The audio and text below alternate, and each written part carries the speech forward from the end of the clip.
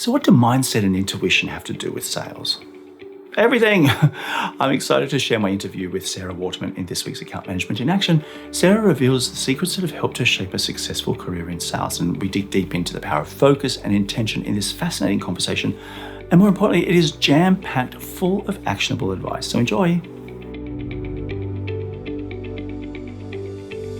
Sarah, welcome to Account Management in Action. I am thrilled that you're here. It's been a long time coming. I know we've been talking about this for a while. So happy New Year, and thrilled that you've been able to make this happen. So what do you think is one secret to success around relationships when it comes to customers? Follow up, follow up, follow up. I can't tell you how many people don't follow up, and they could be the best account manager, the best salesperson, the best CEO, but if they don't follow up, it all goes out the window.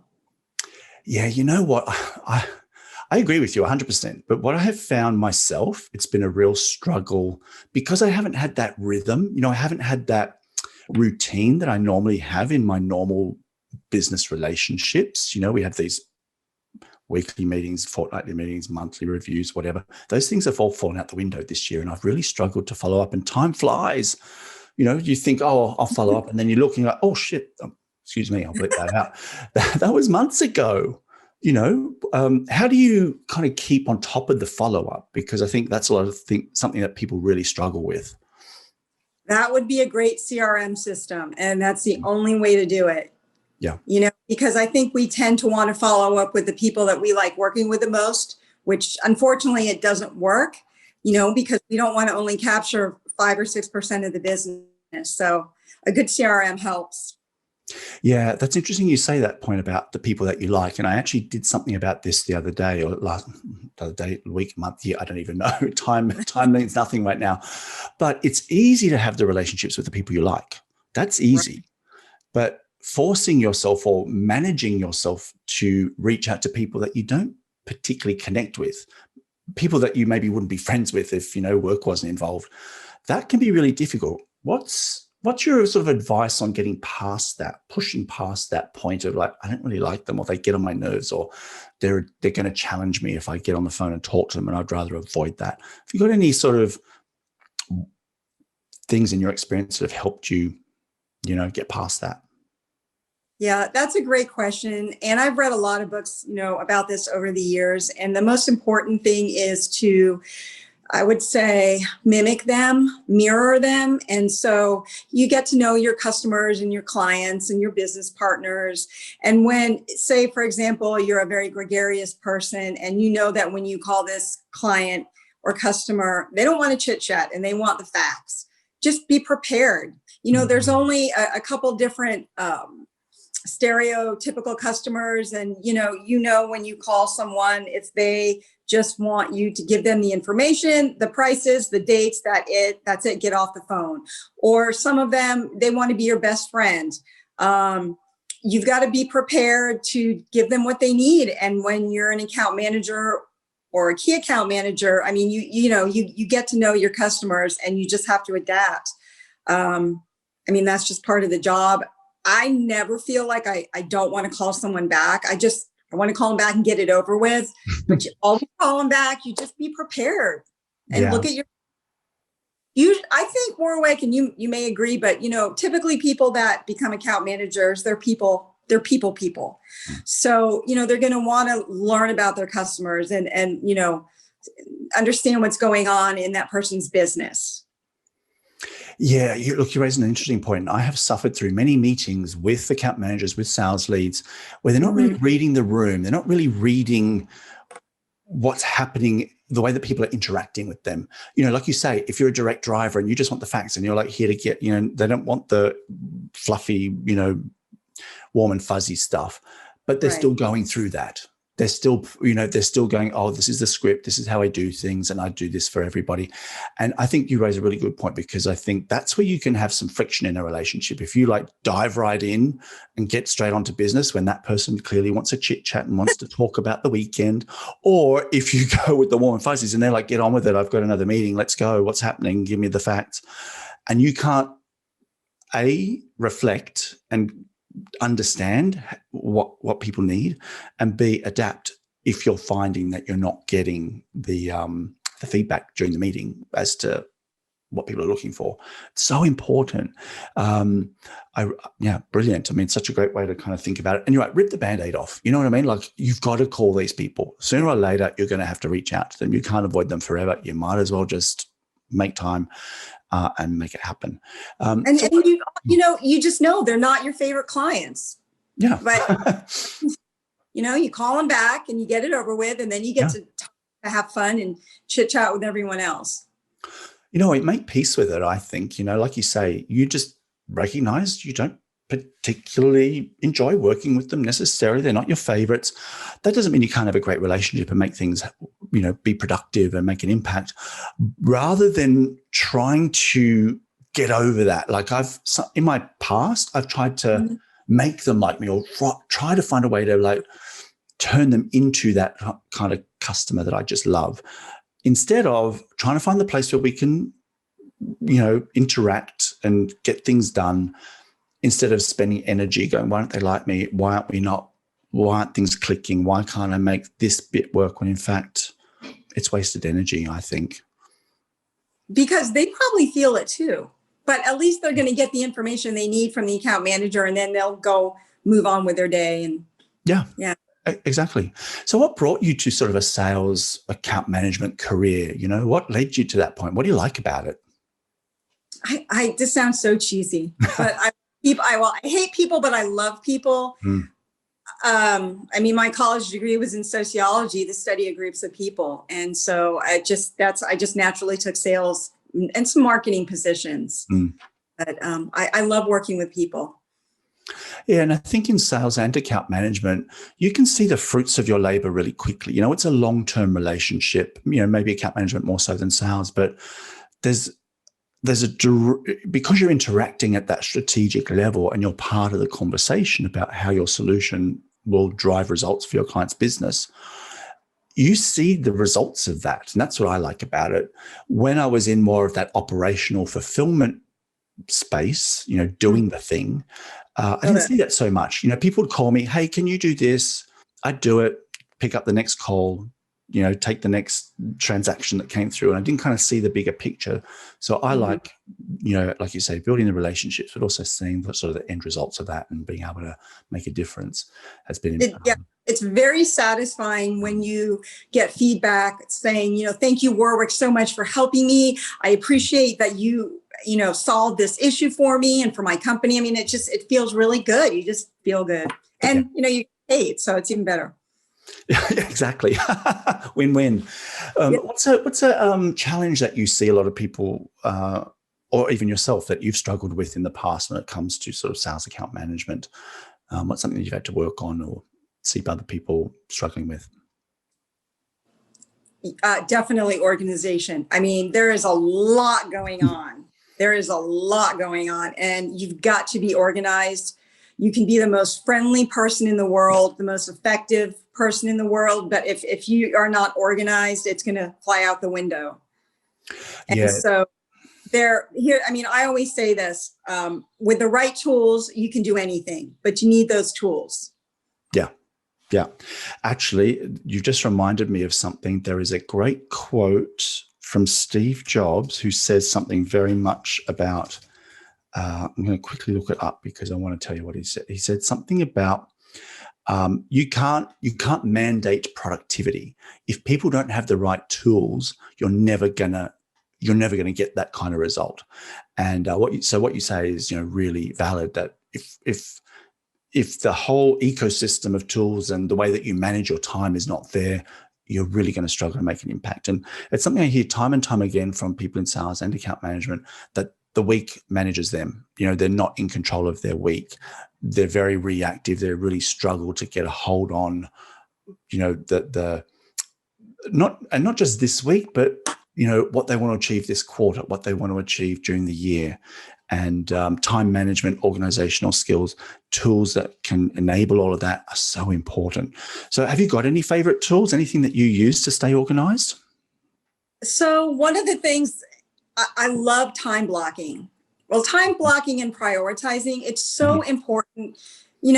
we can get lost in the details, and worse than that is when you have your day planned and then instead of working on your agenda, you react to incoming emails, incoming calls, incoming disruptions, and that just throws your day off. And so with time management, I like to break things down into manageable chunks, like the Pomodoro method, which, I set my timer for 25 minutes.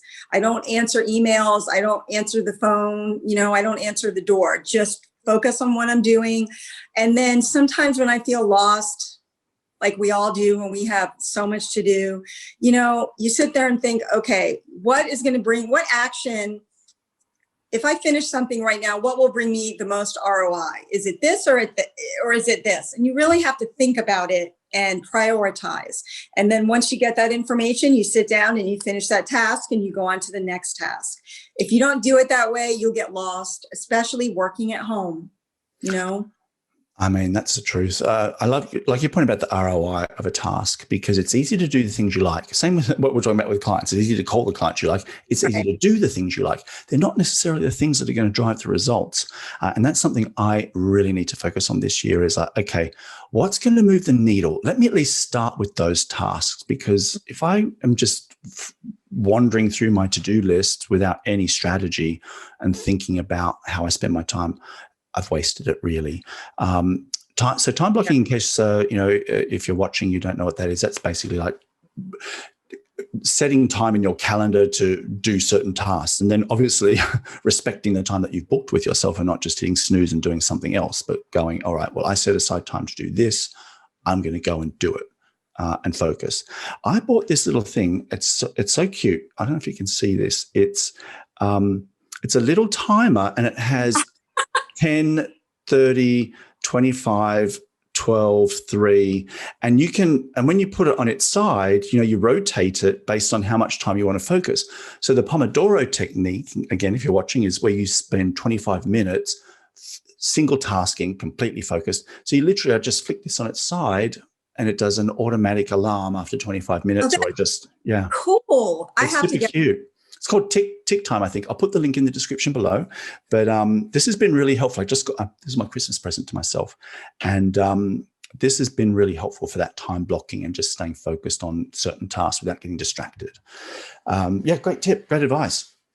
I also have this free app, and I'll give you the name of it. It's an alarm, but what's cool about it is you can record your voice. So I don't know how many times we've had alarms go off, and we're doing 100 things, and we think, why is the alarm going off? What am I supposed to do right now?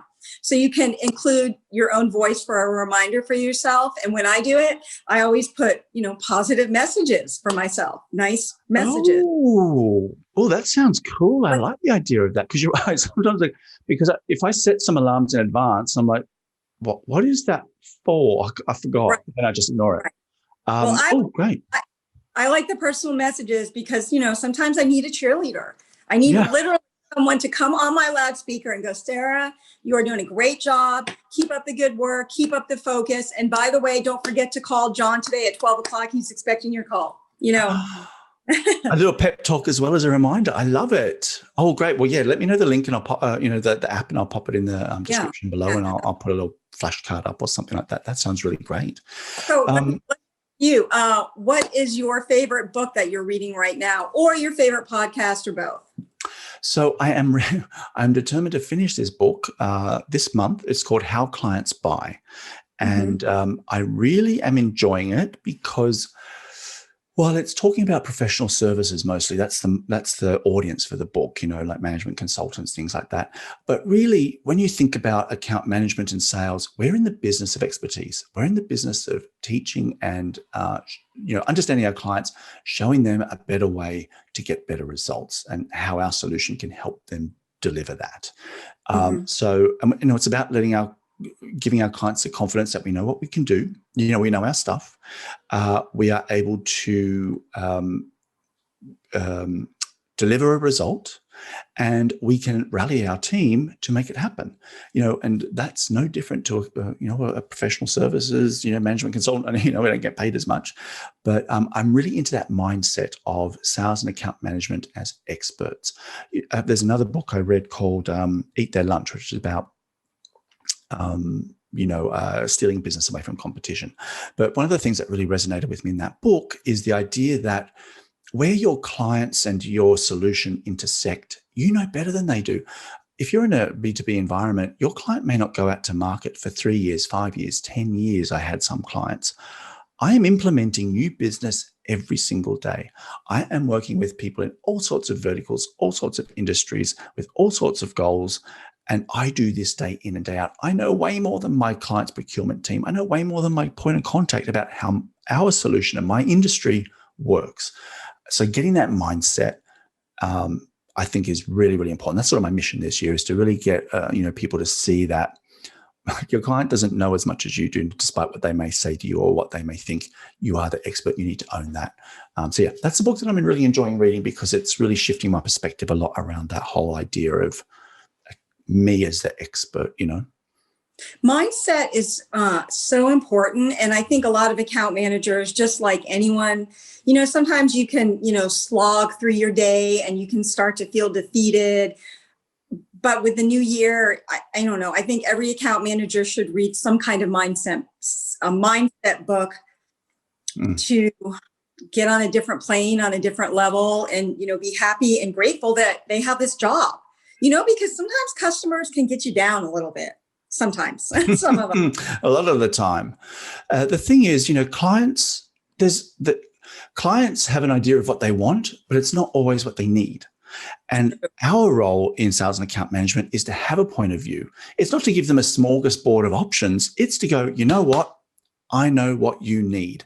This is my advice. Here's maybe a plan B or an option 2, but pick, and I know we've had this conversation sort of around binary choices, and that kind of led me to that whole idea of clients don't want you to have a big, long shopping list of options. Otherwise, you're just outsourcing the whole decision back to them. What are you even there for? Right. And that's where I think mindset plays into this, having the confidence that you're an expert, knowing that you can deliver the message to your client to say, you know what? I know my stuff. Here's 2 things that I think can work from you. 1 or 2, you pick. I recommend 1. That's where everybody needs to get to. So you're so right. Mindset makes a big difference. And it also does, as you say, get you over the hump when some clients are challenging. I think the most important thing that I've learned is to work with their personality, like we talked about. So, I tend to want to learn about them and what's going on in their life and, really get to know them. But not every customer wants that. So I'm the one that has to adjust, not them. I'm the one that has to learn that John doesn't want to talk about his family. He just wants to talk about business, get off the phone and move on. And so learning to adjust to your clients, I think, is the most important, philosophy for me. Follow up, get in touch with clients and customers when I don't need to. So I know we talked a little bit before about retention. And, I put everything on a 12-month calendar. And so, every 3 months I will get in touch with them. Some of them more so than others, but just, as a general rule, every 3 months I get in touch with them.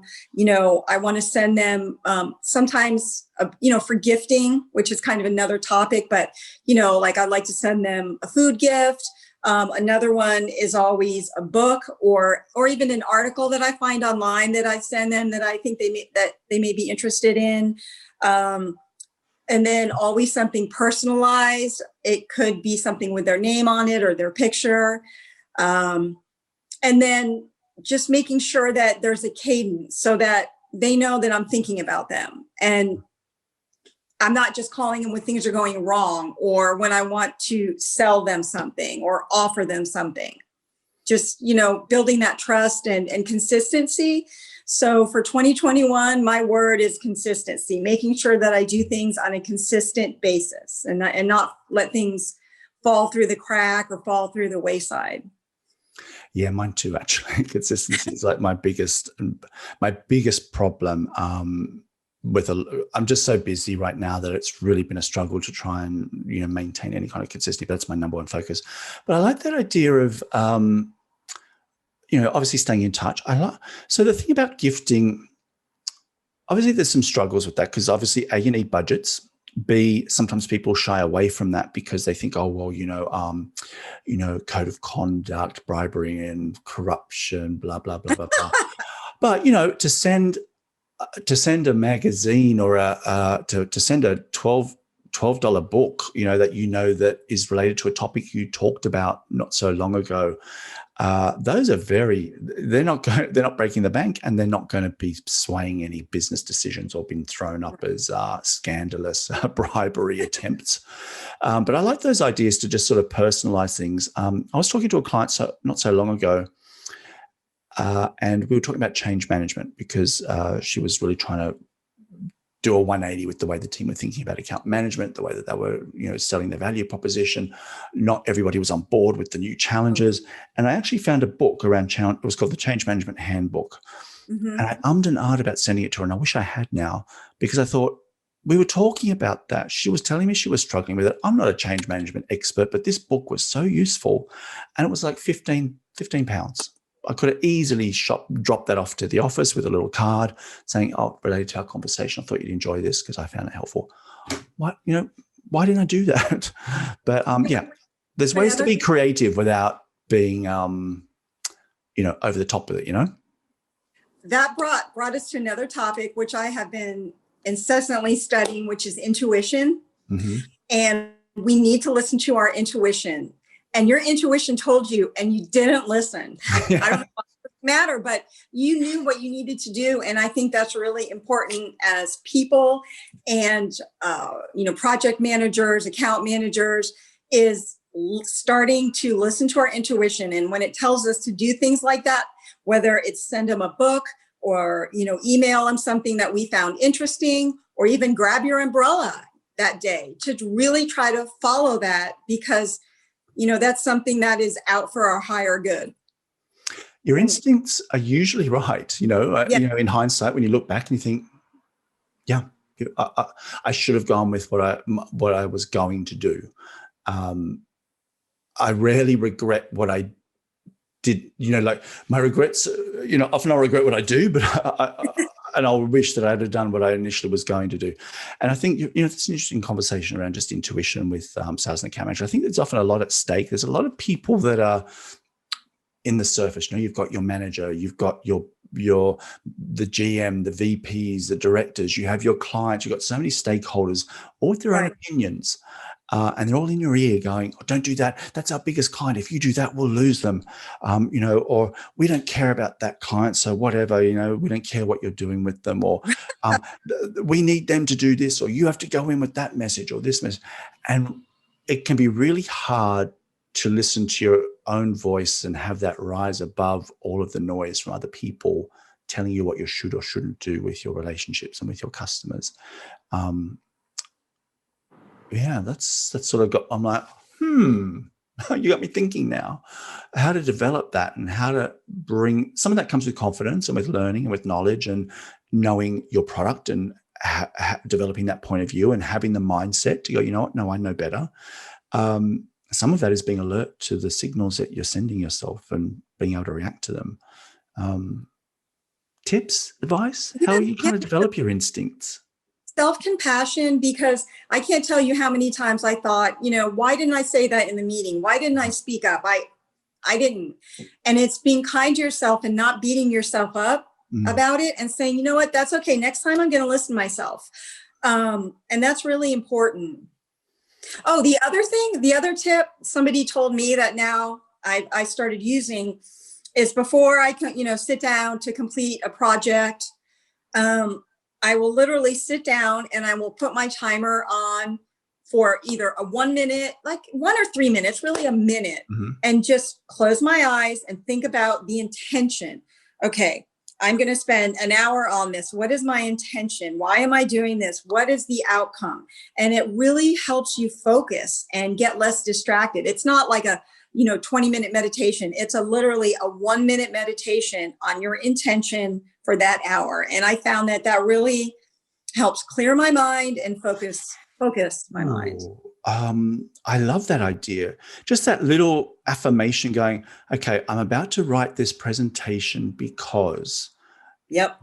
like, just to remind yourself why and it's also a good way to just eliminate some things that actually don't have the value. Remind yourself of that ROI we talked earlier about. Because if you can't come up with a good reason why you're doing it, well, then don't do it, you know? Yeah, that's a really great tip. I'm gonna literally start doing that. So thank you for that. The thing is just about instincts and reflection. One thing that I always do after the end of every single meeting, whether it's a phone call, whether it's a video call, whether it's an in-person meeting, I always take 5 minutes. I go through what was said, what I said, what I didn't say, and I go, okay, next time, do it this way. You know, and that has really helped me be much more alert during meetings to how I should respond, but also to just strip away some bad habits. You know, like I used to be one of those people that would just pipe up. Anytime there was a question asked, I'd have an answer. You know, I was one of those people that knew everything. Right. You were one of these. Yeah, basically, yeah, me. Then I realized that just annoyed people, annoyed the crap out of them, because I was like, oh, here we go, Warwick again. What do you? Yeah, okay. Even if it had nothing to do with me, I would have something to say. So learning now, okay, take a deep breath. You don't have to fill the silence. You don't have to be the one to speak. You don't have to talk over people. Don't interrupt. All those things I used to do through the course of reflecting after a meeting, I've figured out. I'm not saying I do that 100% of the time, because sometimes I can't help myself, but that has helped me as well, just that little reflection. So I think it's great if you do your little 1 minute or 2 minute before, and then your little 1 minute or 2 minute afterwards to reflect, you know, did you achieve that and why are you doing it? I think that's a really great piece of advice. Thank you. And the other thing I think that account managers, salespeople, ultimately everyone needs to remember is that, yes, we have a boss that pays us, but ultimately we are our own boss. And I think people tend to forget that. And so when you're sitting there doing your work, you know, you have to remember that even though somebody else is paying me and I might have to report to somebody, like, it all comes down to me and it all reflects on me, and I have to be my own boss. I mean, I love that. That's music to my ears. And one thing that because, you know, you're in those roles, you're creating your own work. You know, I mean, obviously sometimes there's issues and people come to you with stuff, but a lot of times you have to create the work. And if you treated your job like it was your business and became a bit of an entrepreneur. And it is your business. Well, it is your business. You know, you're responsible for the margins, you're responsible for the revenue, you're responsible for the retention. You are the drivers of growth within your company. And if you need to treat it like it's a piece of business and your business. When you do that, it makes all the difference to how you manage your time, where you focus, and even how you manage relationships internally.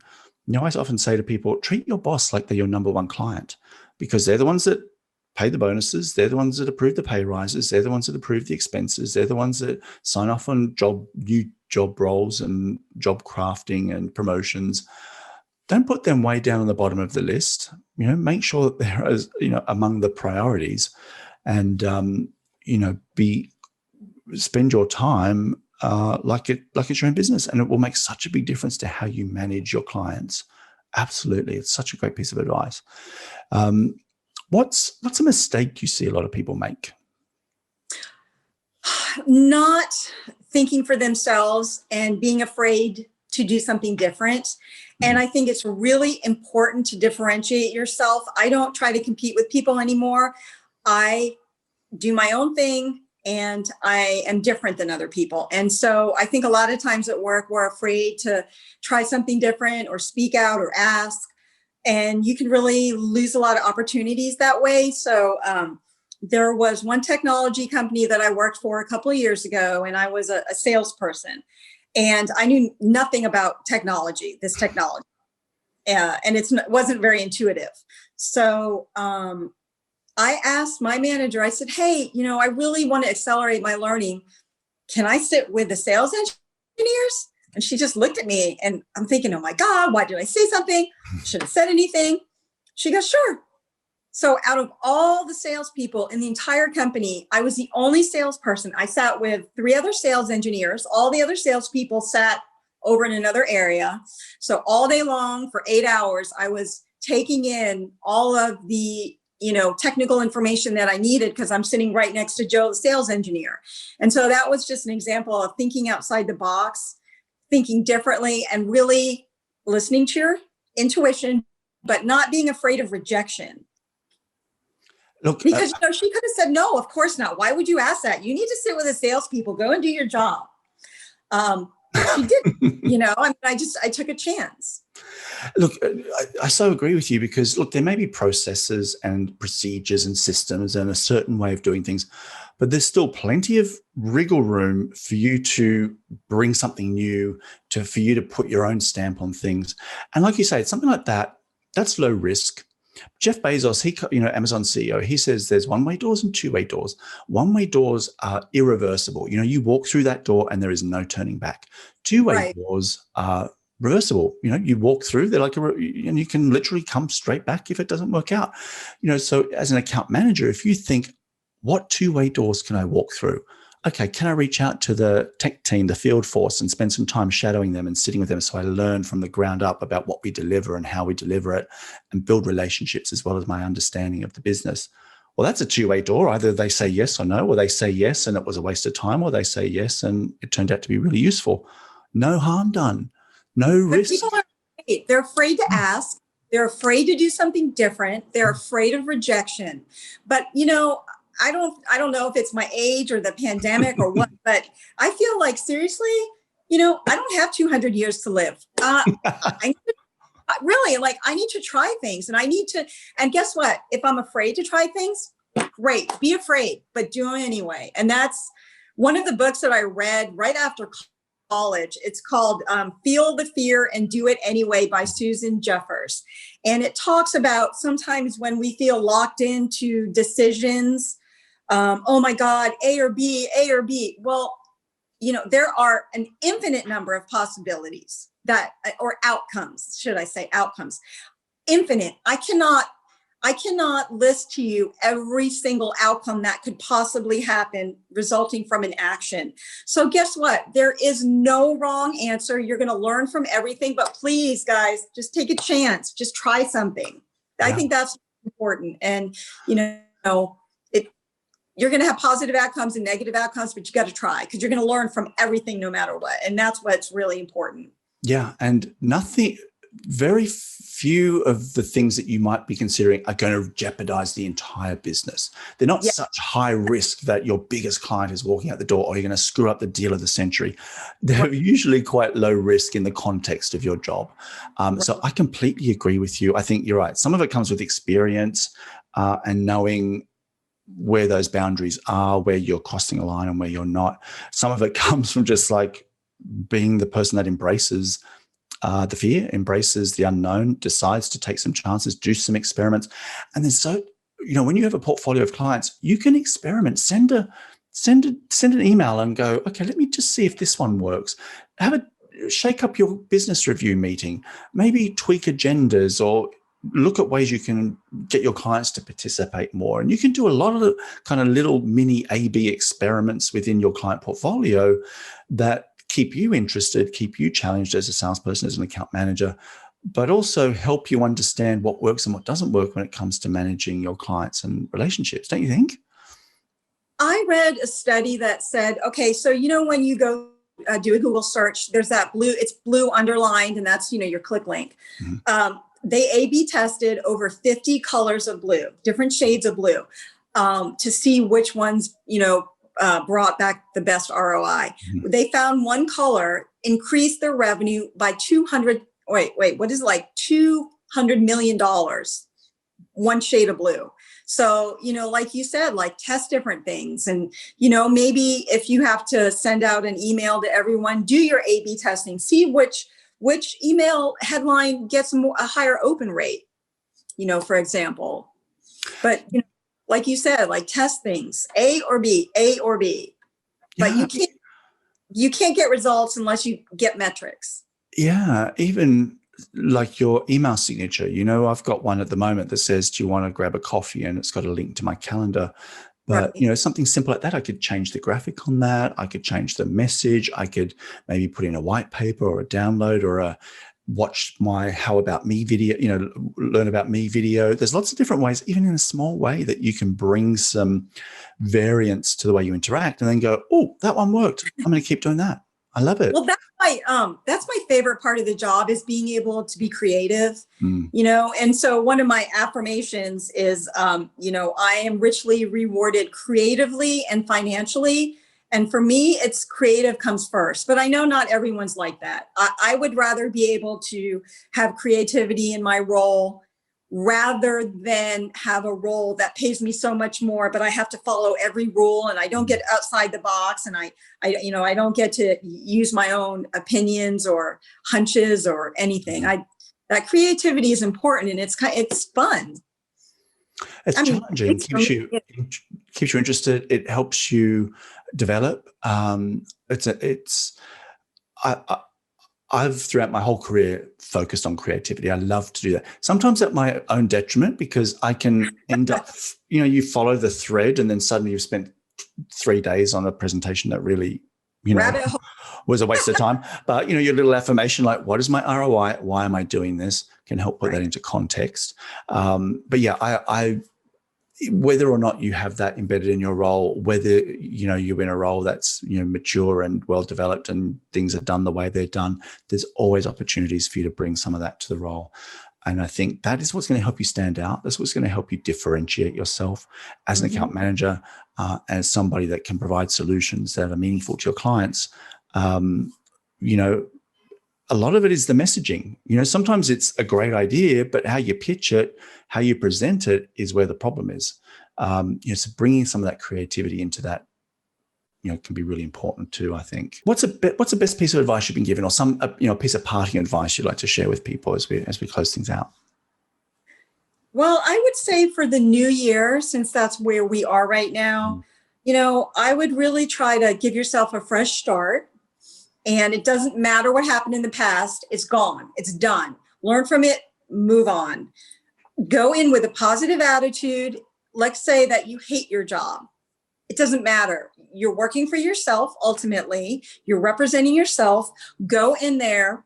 Get very focused on what you're doing and why. When you sit down, put your timer on for your task so that you can focus for that time and get things done. And then before you start your work, set a timer for 1 minute and say, okay, what am I doing? Why am I doing this? What do I want the outcome to be? And it really will help you get very, very directed. It will help you get rid of the negativity or the things that are draining your thoughts. And it'll help you, accomplish what you need to accomplish. Make your clients happy, make your boss happy, make yourself happy. And, ultimately you're a better person because of it. If we're dragged down at work, man, it just drags your entire life down. I mean, we know that. And there are ways to circumvent that. And, if you don't like your job, still go in there with this attitude and look for another one. But while you're there, you've got to do your best. Love it. Great advice, and great advice for 2021 especially. So thank you so much for your time, Sarah. Great conversation today, and I really appreciate it. So what did you think? Sarah was so generous with her advice and insights. I think my favorite was to think like your boss. Imagine if you went about your work as if it was your business. And I mean, it kind of is. And it's a powerful mindset shift that will take you from employee to entrepreneur. Now, don't forget, all the links to everything that Sarah mentioned are below. But let me know what you thought of the interview. Any takeaways, any aha moments? I'd love to hear from you. And if you would like to be my next guest on Account Management in Action, then send an email to hello@accountmanager.tips and let's talk. All right, until next time, heroes.